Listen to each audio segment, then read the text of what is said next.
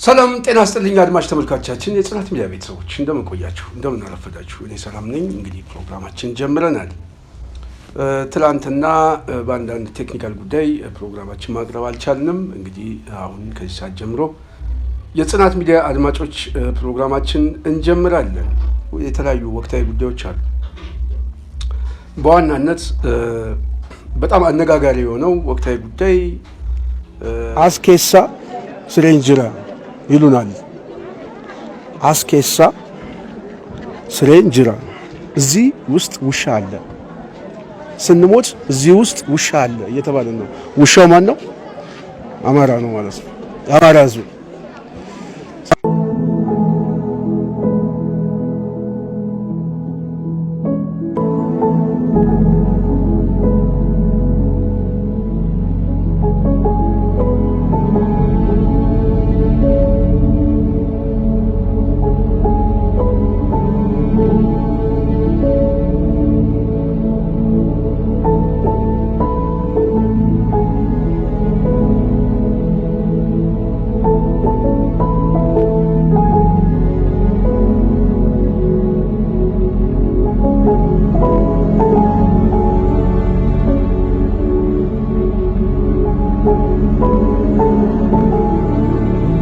ባለሀብቱ ወርቁ አይተነው 15 ሚሊዮን ብር ደብረ ብርሃን ለተፈናቀሉ ተፈናቃዮች አግማስ ለተባለ አንድ የበጎ አድራጎት ድርጅት በተለይ በእነ ኡስታዝ አቡበከር የሚመራ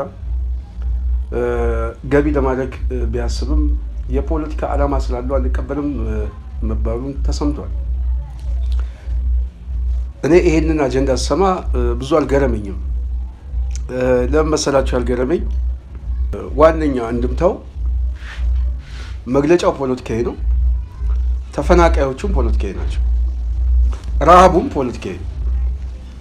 ስለዚህ የመግለጫው እንድምታ በራሱ ፖለቲካዊ ነው። ገንዘብ መስጠቱ አይደለም፣ ወርቁ አይተነው ገንዘብ መስጠቱ አይደለም የፖለቲካ ጉዳይ ነው። የፖለቲካ ዓላማ ያለው መግለጫው ነው። ምን ማለት ነው ይሄ? አንድ ባለሀብት ዋነኛው ሚናው ካለው ላይ ለሰዎች ማካፈል ነው። እርዳታ የሚጠይቅ አንድ የበጎ አድራጎት ያውም በሶሻል ሚዲያ ላይ ያንን ይፋ ያደረገ ሰዎች ተጎዱ፣ ስለዚህ ገንዘብ ያስፈልገኛል ካለ አንድ ባለሀብት የሆነ ሰው ሰብአዊነት ከተሰማው እኔ ካለኝ ላይ ይሄን ያህል ለነዚህ ዜጎች ወገኖቼ አካፍላለሁ ማለት ሰብአዊነትን ነው የሚያሳየው። ፖለቲካ አይደለም። መስጠት ሰብአዊነት ነው። ፖለቲካዊ የሆነው መግለጫው ነው። አሁን ሰው በደንብ ሊገነዘብ የሚገባው እዚህ ላይ ነው። በእርግጥ በጣም ብዙ ሰዎች የተለያየ ሀሳብ ሰጥተዋል። እና አቡበከር መግለጫውን ሲያወጡ ብቻ ሳይሆን የእነ አቡበከር ሞቲቭ ራሱ ምንድን ነው ብሎ ለሚፈትሽ ሰው ፖለቲካ ዓላማ ነው። ይሄ በሲቪክ የተለያየ አሶሲዬሽን ምናምን እያቋቋሙ እዚህም እዛም ሃይማኖታዊ መልክ ለመስጠት ቢሞክሩ አቡበከር እና በዙሪያ የተሰበሰቡ ሰዎች በሙሉ በተለይ ይሄ ድምጻችን ይሰማ በድምጻችን ይሰማ ውስጥ የተካተተው በሙሉ ልብ ብላችሁ ካያችኋቸው እንዳለ እንቅስቃሴው ፖለቲካዊ ሞቲቭ ያለው የሚታገል ኢስላሚክ የሆነ ዊንግ ነው። ይሄ ዊንግ ዋናው ዓላማው በኢትዮጵያ ሀገረ መንግስት ላይ ዲኮንስትራክት ማድረግ አለብን ብሎ የሚያስብ ነው። ምን ማለት ነው? ኢስላሚክ ስቴት ሁሉ መፈጠር አለበት ብሎ የሚያስብ ጂሃዲስት አይል። ከዚህ በፊት በተለይ በ2004 2003 አካባቢ አስታውሳለሁ በጣም ከፍተኛ ንቅናቄ በነበረበት ሰዓት አብዛኞቻችን ከዚህ ኃይል ጎን ቆመን በሶሻል ሚዲያ ላይ ስናወግዝ ነበር አገዛዙ። ሞቲቫቸው ግን እየተገለጠ የመጣው ቀስ እያለ እየተገለጠ ነው የመጣው። ከዛ በኋላ ግን የፖለቲካ ኢንስትሩመንት ነበር በተለያየ አደረጃጀት ውስጥ ሲጠቀሙ ነበር በተለያየ። ስለዚህ ይሄ ኃይል እየተገለጠ ሲመጣ ራሱን እየገለጠ ሲመጣ 2010 ላይ ትክክለኛ መልኩን ይዞ መጣ። 2010 ላይ ትክክለኛ መልኩን ይዞ ሲመጣ በዋናነት ይሄ ስርዓት በዚህ ስርዓት ውስጥ ተካተን ጥቅማችንን ማስጠበቅ እንችላለን ብሎ ሲያምን ስርዓቱ የኛ ነው የሚል የባለቤትነት ስሜት፣ በስርዓቱ ውስጥ ደግሞ ውክልና ይገባናል የሚል ውስጡን የሚሰራ አሁን እኮ በኦሮሞማ አገዛዝ ውስጥ አጠቃላይ ስቴት ማሽኑን ካያችሁት የእነ አቡበክር አስተሳሰብ በከፊል 50% ተይዟል። 50% ተይዟል። ለዚህ ነው ይሄ እነ ሙጂብ ቃሲም ምናምን የሚባለው ጽንፈኛው ኃይል አብይን ካጣን ሞት ነው ምናምን እያለ 40 ጊዜ የሚጮው ከዚህ አንጻር ነው። ጥቅሙን የሚያስጠብቅለት ኃይል ተፈጥሯል። አንድ ነገር መናገር የሚቻለው በተለይ ድምጻችን ይሰማ በተለይ ይሄ አህባሽ አስተምሮ ከሊባኖስ ገብቶብናል የሚል ሃይማኖታዊ መልክ ተይዞ እንቅስቃሴ በሚጀምሩበት ሰዓት እነ አቡበከር እዛ ቲም ላይ ያለው የፖለቲካ ጥያቄውን ለማስፈጸም የሄደበትን መንገድ ለሚፈትሽ ሰው ለሚገመግም ሰው የእነዚህን ሰዎች ድብቅ ማንነት በደንብ መረዳት ይቻላል። እኔ ካለኝ ግምገማና የምረዳበት ሁኔታ ሁኔታውን በሰዓቱ በጣም ከመከታተልም በላይ በስፋት ትኩረት ሰጥተን የምናየው ጉዳይ ነበር። የምታስታውሱ ከሆነ ይሄ አህባሽ የሚባል አስተምሮ መጣብን፣ ይህን አንቀበልም ምናምን በሚል እንቅስቃሴ በነበረበት ሰዓት አገዛዙ ከፍተኛ የሆነ አፈናና የጉልበት ኃይል ሲጠቀም የሰላማዊ እንቅስቃሴያቸውን እንደ መሳሪያ አድርገው መጠቀም የፈለጉት በተቃዋሚ ኃይሎች ነው። 2005 ላይ ምናልባት ግንቦት አካባቢ ይመስለኛል ወይ ሚያዝያ ወይ ግንቦት አካባቢ በሰማያዊ ፓርቲ በኩል ተደርጎ እዚህ ኩባ አደባባይ የነበረውን ሰላማዊ ሰልፍ በዋናነት ሰላማዊ ሰልፉ ራሱ በዚህ በጠበቃ ተማም አባቡልኮ በኩል ኮንታክት ተደርጎ ነው ሰላማዊ ሰልፉ የተደረገው ማለት ነው። ያ ሰላማዊ ሰልፍ ሲደረግ ይሄ ድምጻችን ይሰማ የእነ አቡበክር ቲም መጠቀም ያድርጎታል። ግን በዛ ብቻ ውጤት እንደማያመጣ ሲገባው ከፍተኛ የሆነ የፖለቲካ ስራ ነበር ሲሰራ የነበረው። እንደው ፍትህ አንድ ሬዲዮ ነበረች፣ እኔ እዛ ላይ እከታተላለሁ። እዛ ሬዲዮ ላይ በአብዛኛው ጀዋር ነበረ የፖለቲካ አናሊሲስ የሚሰጠው። ይህንን ትግል እንዴት ውጤታማ ማድረግ እንደሚገባ የተለያየ አስተምሮ ያቀርብ ነበር። ያቺ ፍትህ ደግሞ በጣም በሚገርም ሁኔታ ነበረ ሲቀናጁባት የነበረው። ብዙ ሰው ጋር ትደርሳለች። ከዛ በኋላ ምንድን ነው ካያችሁት ይሄ የድምጻችን ይሰማ በተለይ ይሄ በጣም ኤክስትሪሚስት የሆነው ሃይማኖታዊ ሽፋን ያለው መዳረሻው ግን የፖለቲካ ስልጣን የሆነ የአገዛዙን ስርዓት በውስጥ በኩል ማፈረስ እንደሚቻል ሲገባው የተጠቀመው በነጀዋር በኩል ሎቢ ተደርጎ የኦህዴድን መዋቅር መጠቀም ነበር። ኦህዴድ በመዋቅሩ በኩል ይሄ ከታች ያለው የሴፍቲ ኔት መዋቅር 1 ለ5 የተደራጀው ይሄ ገጠር በየከተማው የተሰገሰገው የኦህዴድ መዋቅር አብዛኛው በተለይ ደግሞ ከዚህ ከድምጻችን ይሰማ ጋር የተያያዘ ኮንታክትም ያለው መዋቅር ስለሆነ ፕሮቴስት ሲደረግ ይሄ ኃይል ነበረ ጉልበት ይዞ የሚወጣው። ስለዚህ ብዙ ሰው ያልተገነዘበው ኦሮሚያ ውስጥ የነበረውን ህዝባዊ እንቅስቃሴ ሲመሩ የነበረው በአብዛኛው የድምጻችን ይሰማ ቡድን ነው፣ ዊንግ ነው። ይሄ አንዱ ተነጣይ ኢስላሚክ የሆነ ዊንግ ኦህዴድ ውስጥ ገብቶ መዋቅራዊ ማፍረስ እንዲደርስበት ባገዛዙ ያደረገው ይሄ ኃይል አብይ አህመድን ያመጣው የነ አቡበከር እንቅስቃሴ ነው። በነገራችን ላይ የነ አቡበከር እንቅስቃሴ ደግሞ በዋናነት በመረጃም በውስጥ ንቅናቄም ደግሞ ሲያግዙ የነበረው ጀዋር ነው። ስለዚህ ይሄኛው እስላሚክ የሆነው ኃይል በተለይ ይሄ አክራሪው ኃይል ነው የምናገረው በአብዛኛው የማይወክለው ይሄ ኃይል ነበረ ሳቦታጅ ሲሰራ የነበረው። ስለዚህ አቡበከር አሁን ለውጥ ከመጣ በኋላ ተገልብጦ ምናምን የሚሉ ሰዎች ያሉ በጣም ይገርመኛል። ምንም አልተገለበጠም። ለውጡን ያመጣው ራሱ እኮ ነው። አብይ አህመድ የስርዓቱ ባለቤት ነኝ ሲል አቡበከር ያመጣው ለውጥ ነው። ስለዚህ ይሄ አሁን ያለው የብልጽግና አገዛዝ የኦሮሞማ አገዛዝ ሃይጃክ የተደረገና ከኢህአዴግ ስርዓት ውስጥ በውስጥ መዋቅር ውስጥ በትነው ያመጡት ኃይል። ለዚህ ነው የዚህ የስርዓቱ ባለቤት ነን የሚሉት። ስለዚህ በዚህ ስርዓት ውስጥ ሚና እንዳላቸው ምንም ጥያቄ የለውም። በተለይ እነዚህን ሰዎች በእስር ቤት በምናምን የሚያውቃቸው ሰዎች እና የፖለቲካ እንቅስቃሴያቸው ምን እንደነበረ ለሚገመግም ሰው በጣም በቀላሉ የሚደርስበት። ስለዚህ ይሄ ድምጻችን ይሰማ የነ አቡበከር እንቅስቃሴ ይሄ ኢትዮጵያኒስት ጎራው ከአንድነት ጎራው ወጥተው በኦህዴድ ቅርንጫፍ ውስጥ ገብተው ያንን መዋቅር በመጠቀም ከፍተኛ የሆነ ፕሮቴስት በማድረግ አገዛዙን ሲታገሉ በሰላማዊ እንቅስቃሴ ከፍተኛ ለውጥ ለማምጣት የሄዱበት መንገድ የነዚህ ኃይሎች ቡድን። ስለዚህ እነዚህ ኃይሎች አሁን ደግሞ የያዙት ምንድነው? ከዚህ በፊት የስርዓት ለውጥ ነው። አሁን ደግሞ ሁለተኛ ዙር ናቸው ያሉት። ስርዓት የመትከል ጉዳይ ነው። አገዛዙን የመትከል ጉዳይ ነው። አገዛዙን የመትከል ጉዳይ 2010 ላይ በዋናነት ይሄ ስርዓት ሲመጣ በለውጥ ስም ይሄ ቡድን ነው ቤተ መንግስቱንም ባንኩንም ሲቪል ሰርቫንቱንም ለመቆጣጠር ሄደው። በዚህ ደግሞ ተሳክቶላቸዋል። አብዛኛው መዋቅር ይዟል። አብዛኛው መዋቅር ተይዟል።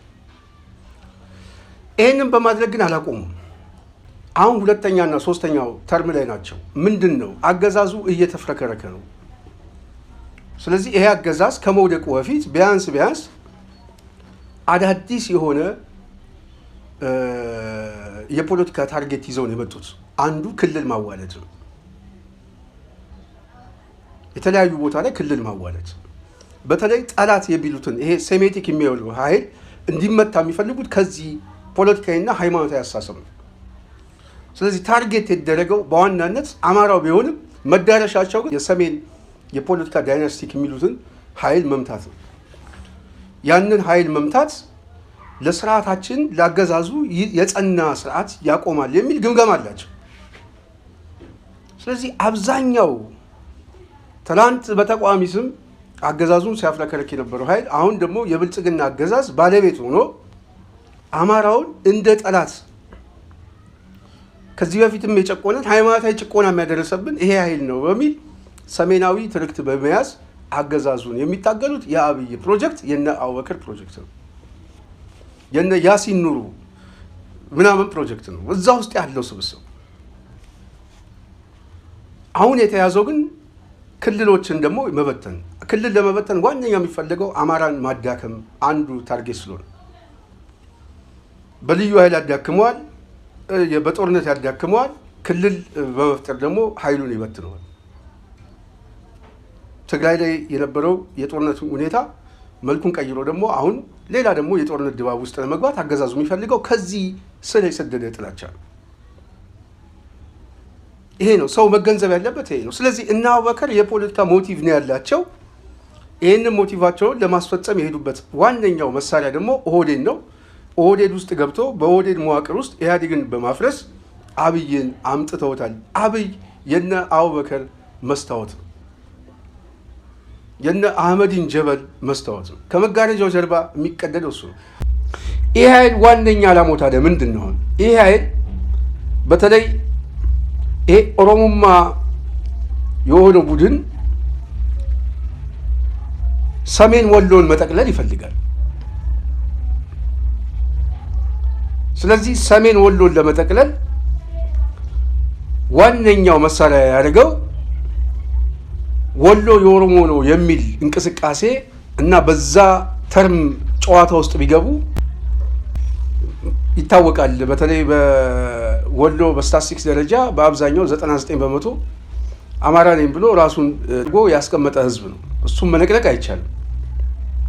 በዛም ቢመጡ ሊፈጥረው የሚችለው ኮንፍሊክት ቀላል አይደለም። ግጭቱ በጣም ከባድ ነው። ምናልባት ጦርነቱን የበለጠ ያዋልዱት ይሆናል። አሁን ግን ዋነኛ ስልት የሚጠቀሙበት ይሄኛው ጂሃዲስት ኃይሉ ዋናነት ይሄ ኢስላሚክ የሆነ ዊንግ የነ አቡበከር እንቅስቃሴ ነው። ዓላማው ፖለቲካዊ ነው፣ ሽፋኑ ሃይማኖታዊ ነው። የሃይማኖታዊ ካባ ነው የሚጠቀመው ካባው በሙሉ ምናምን እሱ ነው። ሲገለጥ ኦሮሞማ ነው። ስንገልጠው ደግሞ ኢስላሚክ የሆነ አክራሪ የሆነ ኃይል ነው። እንደውም ሌላውን ሁሉ ማስተናገድ የማይፈልግ ጽንፈኛ ኃይል ጊዜና እድል ቢያገኝ እየጨፈጨፈ ሌላውን ህዝብ የሚያባር ማለት ነው። ይሄ ኃይል ተሰባስቦ ይሄንን ጥያቄ ሲጠይቅ አንደኛ የወሎን ህዝብ የሚወክል አይደለም። የወሎን ህዝብ የፖለቲካ መሳሪያ ሊያደርገው ነው የሚፈልገው። ሁለተኛ የሚነግደው በተፈናቃዮች ስም ነው። ተፈናቃዮቹ ወለየዎች ናቸው። የተፈናቀሉት ከወለጋ ከምንም ቢፈናቀሉ ነው የሚለው። ያፈናቀላቸው ዋነኛ ኮዝ ሰው ልብ ብለህ ተረዳ። ያፈናቀላቸው ነው የሚለው ኮዙ አማራ በመሆናቸው ነው። በአማራነታቸው ተፈናቀሉ የሚል አስተሳሰብ የለውም። የሚለው አስተሳሰቡ ይሄንን ይገለብጠውና አማራነት አስጠቃን፣ እኛ እኮ አማራ አይደለንም ነው የሚለው። እኛ ወለዮች ነን፣ ኦሮሞማ ነን፣ ሃይማኖታችንም በአብዛኛው 50-50 ምናምን ሚክስ የሆነ የተቀላቀለ ህዝብ ነን። ግን አማራ የሚል ሽፋን ሰጥተውን በአማራ ክልል ተጠቃለን በየአካባቢው ላይ ኦሮሚያ ላይ የጭፍጨፋው አካል የሆነው በዚህ ስም ነው። ይሄ ኮድ ነው። ይሄ ኮድ እኛን አይወክለንም፣ እኛ ወልዮች ነን የሚል ራሱን የወሎ ባለቤት አድርጎ የሚመጣና የአማራ ተነጣይ አስተሳሰብ ያለው ፖለቲካዊ እና ሃይማኖታዊ መልክ ያለው መዳረሻ ግቡ ለኦሮሞማ መገበር ነው። ይሄ ኃይል ታዲያ ምንድነው አሁን እየጫወተ ያለው? ደብረ ብርሃን ላይ እኛ ከዚህ በፊት ሄደናል። ማንም ሰው ሳይሄድ ማንም ሰው አላስታወሳቸውም። ማንም ሰው የመጀመሪያ ሰዎች ሆነን እዛ ካምፕ ላይ ቻይና ካምፕ ሄደን ሰዎችን ጎብኝተን እርዳታ ሰጥተን በዚህ ጉዳይ ላይ የሚዲያ ሽፋን አድርገን የመጣንበት ጊዜ አስታውሳል። አሁን ዛሬ እና አቡበከር እነዛ ሁሉ ሰዎች 5 ዓመት ሙሉ እያለቀሱ የት ነበር? ከወለጋ ሲጨፈጨፉ ሙስሊሞች ተጨፈጨፉ ብሎ አንድም ቀን መግለጫ ሰጥቶ ያውቁ። ያስጨፈጨፋቸው አማራነታቸው እንደ ኃጢአት ሆኖ አቡበከር እኛ ወለየዎች ነው የሚለው። ይሄ አግማስ የሚባለው አሳሰቡ ይሄ ነው። እዛ ውስጥ ያሉ መስራቾች አሳሰባቸው ይሄ ነው። በአብዛኛው ጊዜ ፌስቡክ ላይ ይጽፋሉ ሀሳባቸው ምናምን።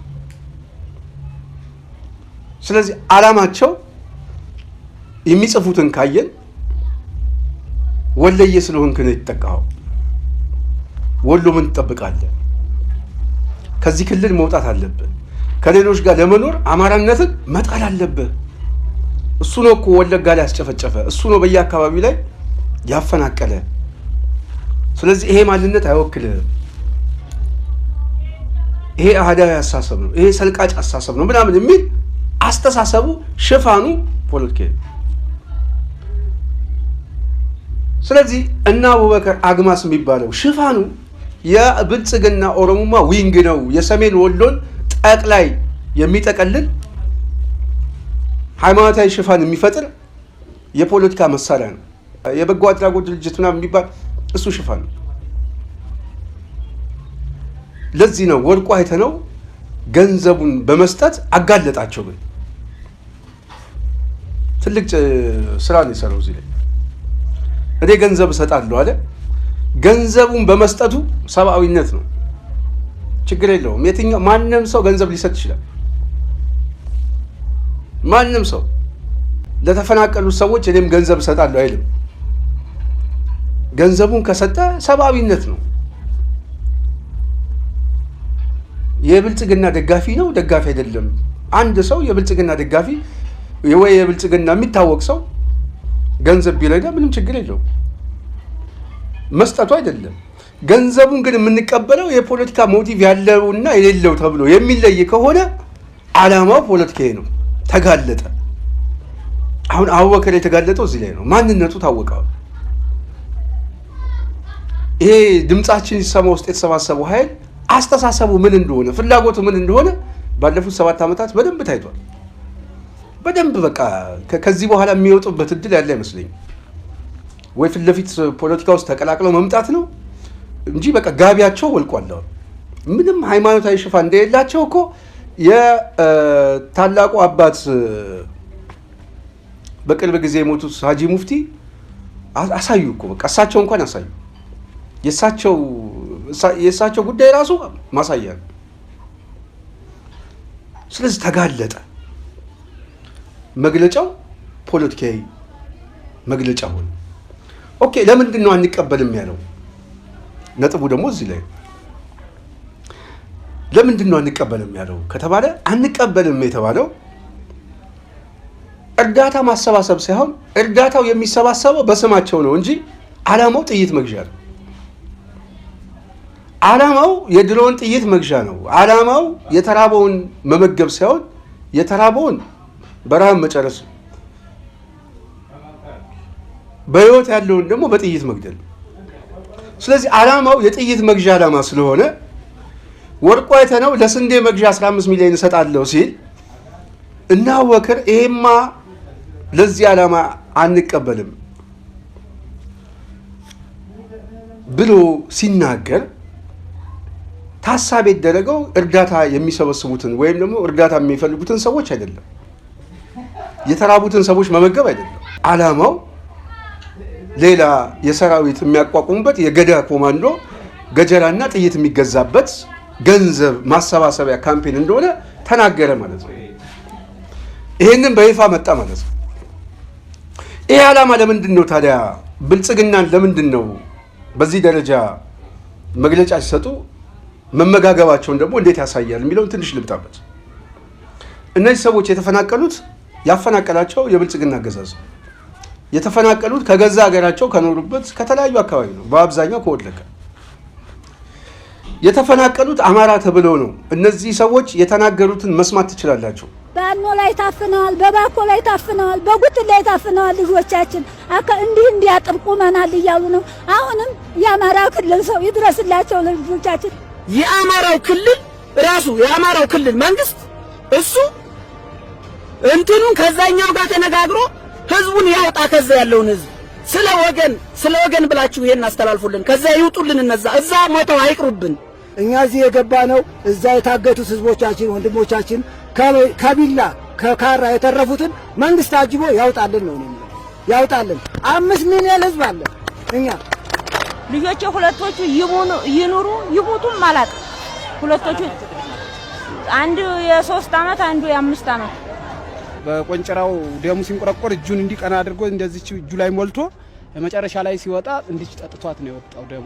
አማራን እንደ እንጨት አንዲት ባልቴት እንደ ስጋ ገለው እንዲህ ትርትል አድርገው አጥሩ ላይ ሰቀሏት። እሷን እዱር ወሰዱ። ተገናኙና መለሱና ወንድየውን ቁላውን ቆረጡና ጡቷን ቆረጡና እሷን ገደሏት። ተገናኝተው ማለት ነው። ይሄ ሁሉ ምንድን ነው? ያን ወረዳ ወርደን ወረዳውን ብንለው እናንተ ንግድ ነው የለመዳችሁት ያላችሁት እናንተ ወሎ ነው የሚያገባ የለም ማለት አማራ ሲሞት ወታደርና ለወታደር ተቸላልፎ ይገባል፣ አገር ይገዛል። እንደዛ ነው የማውቀው። አሁን ግን የ3 ወር ልጅ እየታረደች አማርኛ ስለተናገረች የእርጉዝ ታሰር በካራ እየተዘነጠለች በጥይት ግቢ ውስጥ ገብተው ነው በጥይት ቆርጠው ይጣሉ። ንብረታችን በሙሉ ውድ ብላለ። በቃ ምንም የለም። 6 ዓመት ሙሉ ሰርቼ አንድ ነገር እያወጣሁም ወንድሞቼም ተቀጥቅጠው ታርደው ሲያዲቱን እንዴት ስንጥቅ አድርገው የ9 ነፍስ ለጡ እንዴት ስንጥቅ አድርገው ልጇን በጎና ኑሮ እሷን እንደገና አረዷት። ደሙን ሰዎቹን ዋማኩሳይ ላይ ሰዎቹን ርድ አድርገው ደሙን እንዲህ አንቆርቁረው እንዲህ አድርገው ጠጥታ አድርገው ካሉ ደም የሚጠጡ ይጠጡታል። በደንብ ወደ ሆዳቸው ያስገቡታል። ይጠጡታል። በሆዳቸው አስገብተው ይጠጡታል። የሚበሉት የሰው ስጋ ነው። የሰው ስጋ ምን ይላቸዋል? ጨው ይለናል ይላሉ። ይሄ እንደዚህ ያለ ህዝብ አለ። ተወረሞ 12 ወልጅ አሉ። ከ12ቱ ውስጥ አሁን ምንም ልዩነት የለውም። እነሱ ወደ ሸኔ ገቡ፣ እኔን አበረሩ፣ ቤቴን 6 ቤት አቃጠሉ። አገሬው ነው እጃችንን ይዞ ያስገደለን፣ ያስበላል፣ ያዘረፈን። አጎዛ ለብሳችሁ ነው የመጣችሁ። ዛሬ በእኛ ሀገር መሬቱም የኦሮመኛ ነው እያሉ ሲያሰቃዩን ነበር። አርደው ተላው ላይ እንደውም ሳይበሉት አይቀሩም እየቆረጡ። ክልሉ ነው እንጂ ሸኔ የሚባሉት አይደሉም።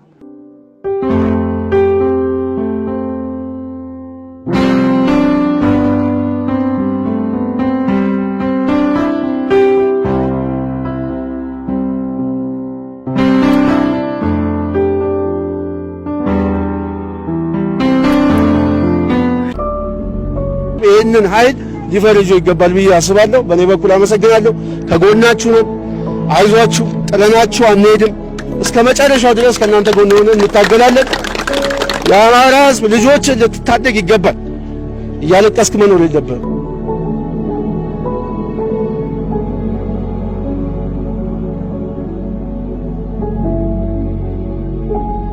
ስለዚህ ኦሮሚያ ላይ ያለ አማራ ሁሉ እዚህ ውስጥ ውሻ አለ እየተባለ ነው የሚቃጠለው። እስከ መቼ ነው የሚቃጠለው ነው የኔ ጥያቄ። እስከ መቼ ነው አማራው የሚሞቱባት ኢትዮጵያ አንገቷን ቀና አድርጋ የምትሄደው? እስከ መቼ ነው በአማራ መቃብር ላይ አንገታችን ደፍተን የምንኖረው?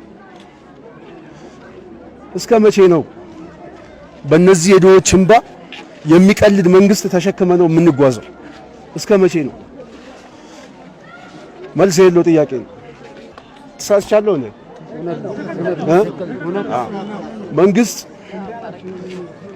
በመንግስት መዋቅር ሸኔ የሚል የዳቦ ስም ሰጥቶ መሳሪያ ከግምጃ ቤት አውጥቶ እህል እየዘገነ እየሰጠ ሂድና እነዛን አማራ ግደል እያለ ግን በሚዲያ እየወጣ 20 ሰው ደመሰስን 100 ሰው እጅ ሰጡ እየተባለ የሚሞተውን ሰው ለማጽናናት ግን ቀስ እያሉ ግን አማራን እየዘገኑት እየጨረሱት ነው። እስከ መቼ ነው ይሄንን በቃ የምንለው? ሌላው ችግር ወደዚህ ያመጣችሁ ችግር አሁን እንዳለ በማንነታችሁ ጥቃት ደርሶባችሁ እዚህ ለመገኘት ወገኖቻችሁን በሞት ለመነጠቅ ያበቃችሁን ችግር መፍትሄ ያገኛል። በዚህም ደግሞ ልትጽናኑ ይገባል። እዚህ ያላችሁ ተፈናቃዮች ህዝብ ከጎናችሁ ነው፣ ዓለም አቀፉ ማህበረሰብ ከጎናችሁ ነው ለማለት ነው የምንፈልገው። በዚህ ማዕቀፍ እንዲታይልን እንፈልጋለን። አይዟችሁ፣ ድምጽ እንሆንላችኋለን። ከዚህ ወጠን ጉዳያችሁን እንዳልኩት ለዚህ ለኢትዮጵያ መንግስት ብቻ ሳይሆን ወደ ውጭ እናደርሳለን። አብረን ያላችሁት ኢትዮጵያ ህዝብ ከእናንተ ጋር ያለው እናመሰግናለን።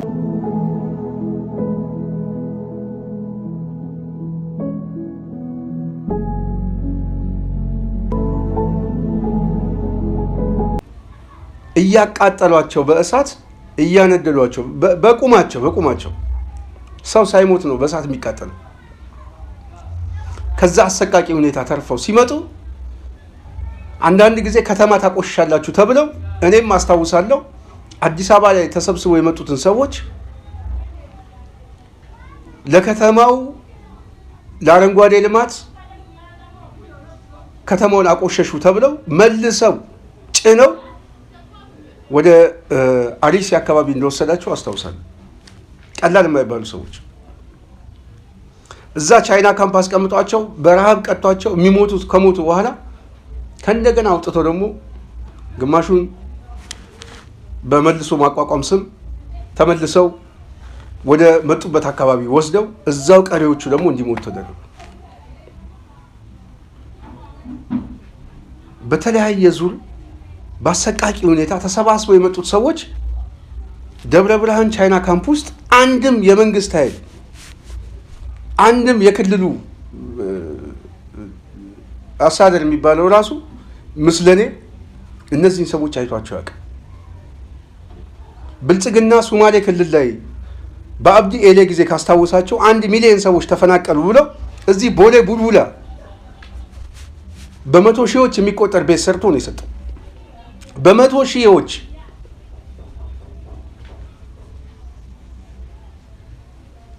እነዚህ ሰዎች ግን ዛሬ የሚጠለሉበትም የሚበሉትም የለም። በረሃብ እያለቁ ነው። አብዛኞቹ እየሞቱ ነው በበሽታ። ስለዚህ ይሄንን ሰው ቆም ብሎ ማየት ያስፈልጋል። እና አቡበከር ዋነኛ ታርጌታቸው ፖለቲካ ነው። ይሄን አገዛዝ ማጽናት ነው። በቃ ለውጥ አምጥተናል ብለዋል። ከዚህ በፊት የነበረውን አገዛዝ የህወሓት ስርዓት አንኮታክቶን አዳክመነዋል በጦርነት። አሁን የሚቀረን አማራው ነው። አማራውን ደግሞ በክልል እንሸንሽነዋለን። ለክልል ሽፋናችን ግን ኦሮሚያ የሚል የዚህ እንቅስቃሴ ቢመጣ አደባባይ ላይ ያው ሰይፉና ጎራዴው በጣም ከባድ ነው። የወሎ ሙስሊምን ነው እንደ ሽፋን የሚጠቀሙበት። የወሎ ሙስሊም ደግሞ አንደኛ ግዕዝ ሊማር ነው፣ ግዕዝ ሊጫንበት ነው። በሌላ በኩል ደግሞ በዚህ ክልል ውስጥ አማራ ተብሎ እየተጨቆነ ነው፣ እኛ አማሮች አይደለንም ወለዮች ነን ምናምን የሚል ጥያቄ የሚያመጡት ለዚህ ሆን ተብሎ ነው። አማራውን ከፋፍለው ለመምታት ለማድቀቅ እንዳይነሳ ለማድረግ እና ወርቁ አይተነው ያጋለጠው ይሄንን ነው። እንኩ አላቸው። እንኩ ማለቱ ገንዘብ መስጠቱ ፖለቲካ አይደለም። እሱ ይሄንን አስቦ አይደለም ገንዘብ ልስጥ ያለው። እሱ ያሰበው ምናልባት የተጎዱ ሰዎች አሉ ይድረሳቸው ነው። አንቀበልም ግን መባሉ ግን ፖለቲካዊ እንድምታው ምን እንደሆነ ተተነተነ፣ መረጃው ወጣ። ከዚህ ጀርባ ደግሞ እነማን እንዳሉ ግልጽ ሆነ ማለት ነው። ስለዚህ የአብይ ሞቲቭ እየተመጋገበ ነው። ለዚህ ጥሩ ማሳያ ምሬ ወዳጆ ሰሞኑን አስገራሚ ነገር ተናግሯል። ምሬ ከተናገረው አንዱ እኛ እርስ በርስ ተጨፋጭፈን ሜዳውን ለጠላት ልንሰጥ እንችላለን። ምሬ በጣም ጊዜ እያበሰለው የመጣ መሪ ነው። በነገራችን ላይ በጣም ከጊዜ ወደ ጊዜ የሚናገረው ንግግር ወርቃማ የሆነ ንግግር እያመጣ ነው። አሁን በቀደም ለታ የሰጠውን ሰምቻለሁ። ስለዚህ ሚኒሻው ልዩ ኃይሉ እዛ አካባቢ ያለው እኛ የምንዋጋው አማራን ነፃ ለማውጣት ነው፣ አንተ ግን የምትወጋን ግን ሳታውቀው የጠላት ተባባሪ ሆነ ነው። አሁን ይሄ ነው ሳናውቀው የጠላት ተባባሪ ሆኖ አማራውን የሚጎዳው ነው የከፋ የሚሆነው።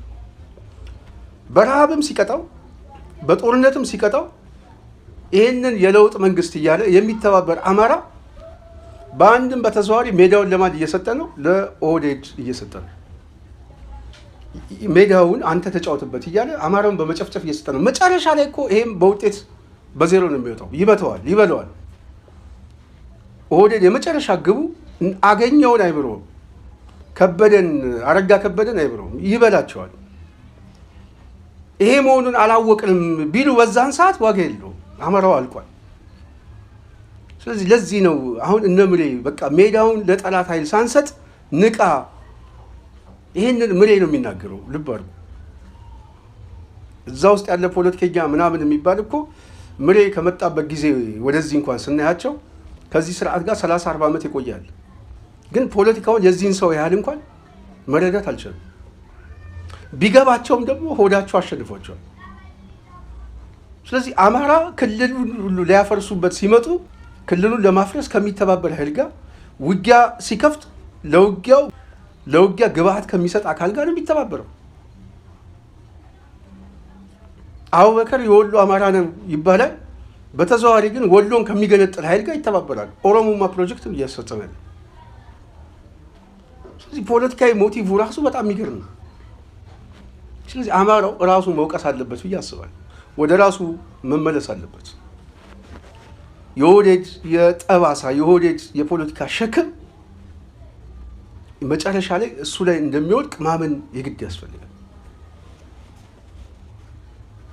ስለዚህ የነ አቡበከር እንቅስቃሴ ፖለቲካዊ ሞቲቭ እንደሆነ ግልጽ ነው ከመነሻቸው ጀምሮ።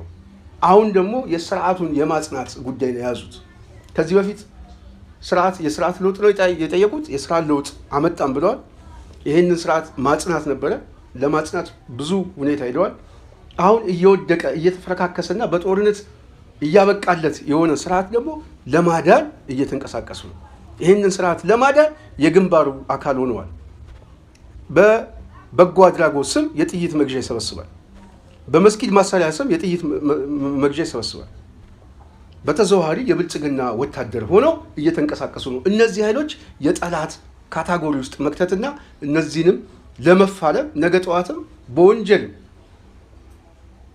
ተጠያቂ እንደሆኑ ማስገንዘብ የግድ ያስፈልጋል ብዬ አስባለሁ። ስለዚህ ዓላማው እነዚህን ሰዎች መመገብ ሳይሆን እነዚህን ሰዎች ስልታዊ በሆነ መልኩ ማጽዳት ነው። አማራን ማጽዳት፣ ማፈናቀል ብቻ የለም፣ በረሃብም ቀጥቶ መግደል።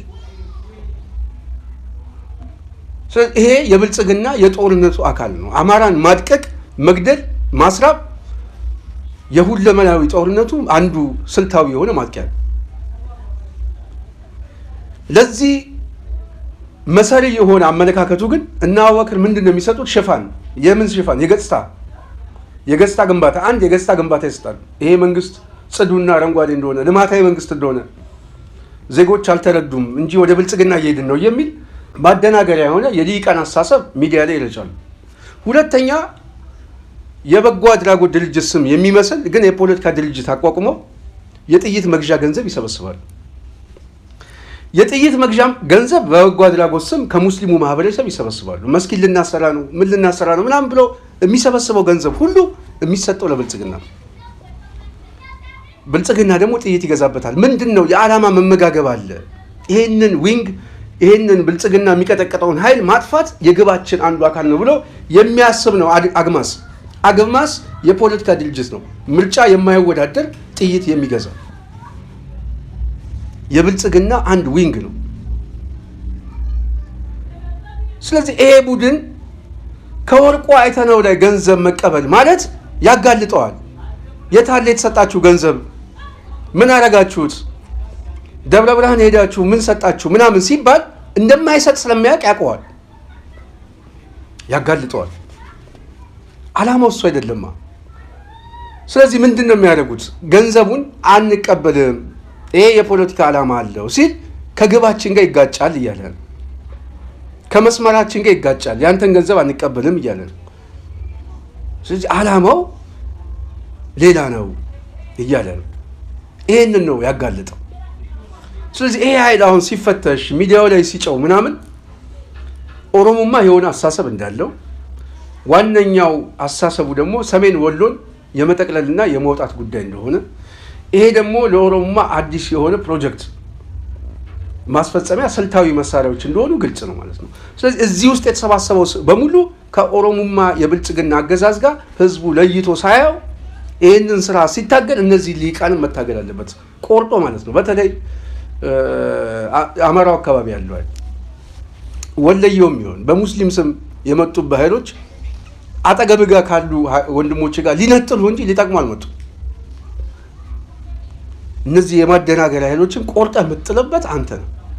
ከአማራነት ሊያወርዱ የሚፈልግ ኃይሎች ናቸው። ለኦሮሞማ ገባሪ አድርገው ሊሰጡ ነው። ሌላ እኮ አይደለም። መጫወቻ ሆነ የኢሬቻ በዓልን እያከበርክ ትኖራለህ። ሌላ አይደለም። አማራ ሆነ ተሰባስበ እንዳትቆም የሚያደርግ ኃይል። ይህንን ኃይል መታገል የግድ ያስፈልጋል። ሶስተኛውና የመጨረሻው ግን ዋነኛው በቅርቡ አብይ አህመድ ከሚሴ ላይ ሄዶ የተናገረው መስማት ቀላል። ምንድን ነው ያለው? የከሚሴ ህዝብ በጣም ከልጅነት ጀምሮ ይናፍቀኛል። አንድ ቀን ያሰባችሁት ይሆናል።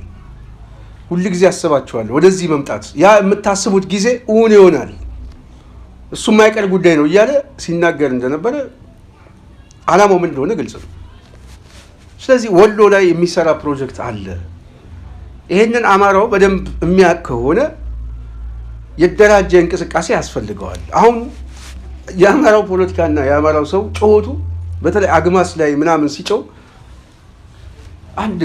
ዘሪሁን አንድ ጽሑፍ አንብቤያለሁ። ትክክለኛና አስማማዋለሁ። ዘሪሁን ገሰ ብዙ ሰዎች ታውቁታላችሁ።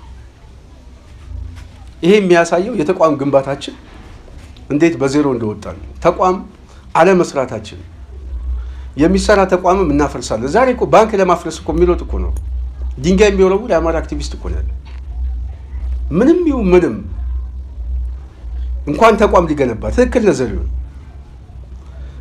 እና ወከር እኮ የሚመጡት እኮ ተቋም ስለሌለ እኮ ነው እንጂ አንድ ሲቪክ የሆነ አንድ ድርጅት እስቲ አንድ እንደው በዚህ ጉዳይ ላይ በአማራ ጉዳይ የሚያሰባስባ አንድ የጠበቆች ማህበር አንድ እንደዚህ አይነት የበጎ አድራጎት የሚሰራ ሰው አንድ በጣም እኮ የሚገባ አንድ የተቋሚ ድርጅት አንድ እንደው ህዝቡን እንኳን በዚህ ጉዳይ ላይ በጣም ሰባሰብ የሚችል ነገር ማጣታችን በጣም ያሳፍራል። የዛ ሰለባ ስለሆነ ነው እና አቡበከር አሁን ዛሬ መቀለጃ ያሉት። ስለዚህ ይሄ ጉዳይ ሊያስቆጨን ይገባል። ይሄ የድክመታችን ማሳያ ነው።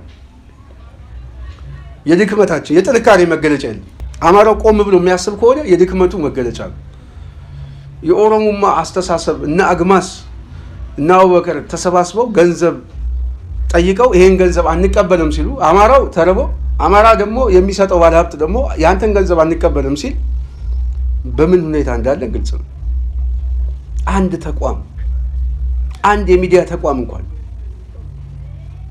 እና በዚህ ጉዳይ ላይ በጣም ሊያስቆጨን ይገባል ብዬ አስባለሁ። እና ይሄ ዘሪሁን የተናገረው ትክክል ነው፣ የክፍተቱ ማሳያ ነው ብዬ ነው እኔ የምማምነው።